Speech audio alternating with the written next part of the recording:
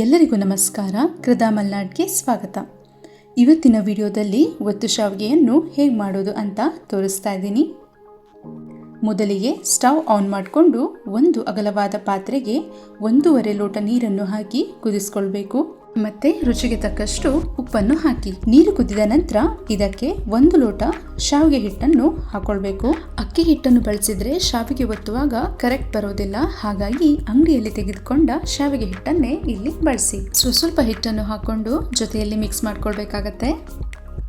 ನಂತರ ಮೀಡಿಯಂ ಫ್ಲೇಮ್ನಲ್ಲಿ ಚೆನ್ನಾಗಿ 2 ರಿಂದ 3 ನಿಮಿಷ ಇದನ್ನು ಚೆನ್ನಾಗಿ ಮಿಕ್ಸ್ ಮಾಡ್ಕೊಳ್ಳಿ. ಈ ರೀತಿ ಹಿಟ್ಟು ಗಟ್ಟಿಯಾಗತ್ತೆ. ಇದನ್ನು ಇನ್ನೊಂದು ಪಾತ್ರೆಗೆ ಹಾಕೊಂಡು ಹಿಟ್ಟನ್ನು ಚೆನ್ನಾಗಿ ಕೈಯಲ್ಲಿ ನುರಿದು ಉದ್ದುದ್ದ ಉಂಡೆಗಳನ್ನು ಮಾಡಿ ಇಟ್ಕೋಬೇಕಾಗತ್ತೆ. ನುರಿಯುವಾಗ ಬೇಕಾದರೆ ನೀರನ್ನು ಸೇರಿಸ್ಕೊಳ್ಳಿ. ನಂತರ ಶಾವಿಗೆ ಒತ್ತುವ ಮಿಷನ್ಗೆ ಅಥವಾ ಚಕ್ಲಿ ಮೇಕರ್ ಅಂತಾರಲ್ವ, ಅದಕ್ಕೆ ಆಯಿಲ್ ಹಚ್ಚಿ ಸ್ಮಾಲ್ ಹೋಲ್ ಇರೋದನ್ನು ಬಳಸಬೇಕಾಗತ್ತೆ. 4 ಬೌಲ್ ತೆಗೆದುಕೊಂಡು ಅದಕ್ಕೆ ಆಯಿಲ್ ಹಚ್ಕೊಳ್ತಾ ಇದ್ದೀನಿ. ಬೌಲ್ಗೆ ಆಯಿಲ್ ಹಚ್ಚೋದ್ರಿಂದ ಶಾವಿಗೆ ಅಂಟೋದಿಲ್ಲ. ಇವಾಗ ಚಕ್ಲಿ ಮೇಕರ್ಗೆ ಒಂದೊಂದೇ ಉಂಡೆಗಳನ್ನು ಇಟ್ಟು ನಿಧಾನವಾಗಿ ಮೆಷಿನ್ ತಿರುಗಿಸಿ.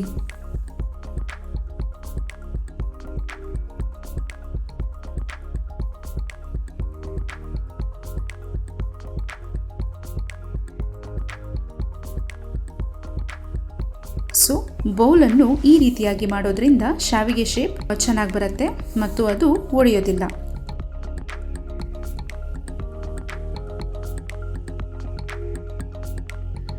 ನಂತರ ನಾನು ಇಲ್ಲಿ ಇಡ್ಲಿ ಮಾಡುವ ಪಾತ್ರೆಯನ್ನು ತೆಗೆದುಕೊಂಡಿದ್ದೀನಿ.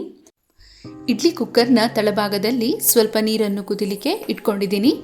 ಇಡ್ಲಿ ಸೆಟ್ಗೆ ಎಣ್ಣೆಯನ್ನು ಸವರಿ ಒಂದೊಂದೇ ಒತ್ತಿರುವ ಶಾವಿಗೆಯನ್ನು ಇಡ್ಲಿ ಸೆಟ್ಗೆ ಹಾಕೊಳ್ಬೇಕಾಗತ್ತೆ. ಹೀಗೆ ಎಲ್ಲ ಉಂಡೆಗಳನ್ನು ಒತ್ತಿ ಇಡ್ಲಿ ಸೆಟ್ಗೆ ಹಾಕೊಳ್ತಾ ಇದ್ದೀನಿ. ಸ್ನೇಹಿತರೆ, ಒತ್ತು ಶಾವಿಗೆಯನ್ನು 2 ರೀತಿಯಲ್ಲಿ ಮಾಡಬಹುದು. ಒಂದು, ಈ ರೀತಿಯಲ್ಲಿ ಹಿಟ್ಟನ್ನು ಪ್ರೆಸರ್ನಲ್ಲಿ ಒತ್ತಿ ಬೇಯಿಸುವುದು, ಅಥವಾ ಮೊದಲೇ ಹಿಟ್ಟನ್ನು ಬೇಯಿಸಿ ನಂತರ ಅದನ್ನು ಪ್ರೆಸರ್ನಲ್ಲಿ ಒತ್ತಿ ಸೇವಿಸುವುದು. ನಾವು ತೋರಿಸಿದ ವಿಧಾನ ನಾನ್ ವೆಜ್ ಜೊತೆಗೆ ತುಂಬಾ ರುಚಿಕರವಾಗಿರುತ್ತೆ. ಇಡ್ಲಿ ಸೆಟ್ನ ಇಡ್ಲಿ ಕುಕ್ಕರ್ ಒಳಗಿಟ್ಟು 20 ನಿಮಿಷ ಬೇಯಿಸಬೇಕಾಗತ್ತೆ. ನೀವು ಒತ್ತಿ ನೋಡಿದರೆ ಅದು ತುಂಬ ಸಾಫ್ಟ್ ಆಗಿರುತ್ತೆ.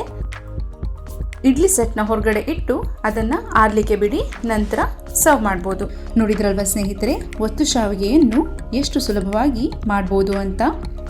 ನಿಮಗೆ ನಮ್ಮ ಈ ಪ್ರಯತ್ನ ಇಷ್ಟ ಆಗಿದ್ರೆ please like, share and subscribe ಮಾಡಿ. ಹೀಗೆ ಸಪೋರ್ಟ್ ಮಾಡಿ ಅಂತ ಹೇಳ್ತಾ ಮತ್ತೊಂದು ವಿಡಿಯೋದಲ್ಲಿ ಭೇಟಿಯಾಗೋಣ. ಧನ್ಯವಾದಗಳು.